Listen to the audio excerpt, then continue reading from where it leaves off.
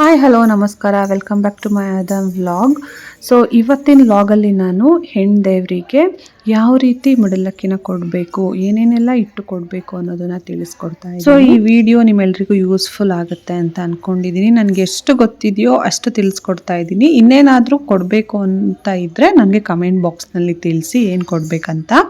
ಮೊದಲನೇದಾಗಿ ಒಂದು ದೊಡ್ಡ ಪ್ಲೇಟ್ನ ತೊಗೋಬೇಕು. ಅದು ನೀಟಾಗಿ ವಾಶ್ ಮಾಡಿ ಇಟ್ಕೊಳ್ಳಿ. ನೀವು ಮನೆಯಿಂದನಾದ್ರೂ ತೊಗೊಂಡೋಗ್ಬೋದು, ಕೆಲವು ದೇವಸ್ಥಾನಗಳಲ್ಲೂ ಕೂಡ ಕೊಡ್ತಾರೆ, ಆ ಪ್ಲೇಟ್ನ ಕೂಡ ಯೂಸ್ ಮಾಡ್ಕೋಬಹುದು. ಅದಕ್ಕೆ ನೀವು 5 ಏನು ಬೊಕ್ಸೆ ಅಕ್ಕಿನ ತಗೋಬೇಕಾಗುತ್ತೆ. ಈ 5 ಹಿಡಿಯಲ್ಲ, 2 ಕೈ ಹಿಡ್ಕೊಂಡು ಏನು ಬೊಕ್ಸೆ ಅಕ್ಕಿ. ಸೊ 5 ಬೊಕ್ಸೆ ಅಕ್ಕಿನ ಹಾಕ್ಬಿಟ್ಟು 1 ತೆಂಗಿನಕಾಯಿ, ಅರ್ಧ ಕೊಬ್ಬರಿ, ಅದಕ್ಕೆ ಕಡಲೆ, 1 ಅಚ್ಚು ಬೆಲ್ಲ, ಅದಕ್ಕೆ ಅದ್ರ ಒಳಗಡೆ ಸ್ವಲ್ಪ ಡ್ರೈ ಫ್ರೂಟ್ಸ್ನ ಹಾಕಿ 5 ತರಹದ ಹಣ್ಣುಗಳು, 12 ಬಾಳೆಹಣ್ಣು ಇರಲಿ, 1 ಚಿಪ್ ಥರ ತಗೊಳ್ಳಿ, 4 ಬಾಕಿದ ಮಿಕ್ಸ್ಡ್ ಫ್ರೂಟ್ಸ್ ತಗೊಳ್ಳಿ, ವೀಳ್ಯದೆಲೆ, ಅಡಿಕೆ ಬಟ್ಲಡಿಕೆ ಅಂತ ಬರುತ್ತೆ, ಅದನ್ನು ತೊಗೊಂಡ್ರೆ ಒಳ್ಳೆಯದು.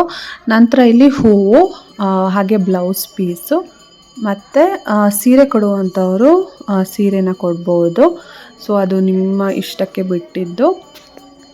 ಮತ್ತು ಬಳೆ, ಆ ಕಾಣಿಕೆಗೆ 101 ಅಥವಾ 11 ರೂಪಾಯಿ ದುಡ್ಡು. ಹಾಗೆ ಅರಿಶಿನದ ಕೊಂಬು, ಹಾಗೆ ಅಮ್ನಚ್ಚನ್ನ ಕೂಡ ಕೊಡಬೇಕು. ಹಾಗೆ ಪೂಜೆಗೆ ಉದ್ಬತ್ತಿ, ಕರ್ಪೂರ. ಸೊ ಇಷ್ಟೆಲ್ಲ ಕೊಡಬೇಕಾಗತ್ತೆ ಮಡ್ಲಕ್ಕಿ ಕೊಡುವಾಗ. ಈ ವಿಡಿಯೋ ಯೂಸ್ಫುಲ್ ಆಯಿತು ಅಂದ್ಕೊತೀನಿ. ಯೂಸ್ಫುಲ್ ಆಗಿದ್ರೆ ಒಂದು ಲೈಕ್ ಮಾಡಿ, ಹಾಗೆ ಫಸ್ಟ್ ಟೈಮ್ ನನ್ನ ಚಾನಲ್ ನೋಡ್ತಾ ಇರೋರು ಸಬ್ಸ್ಕ್ರೈಬ್ ಆಗಿ. Thank you.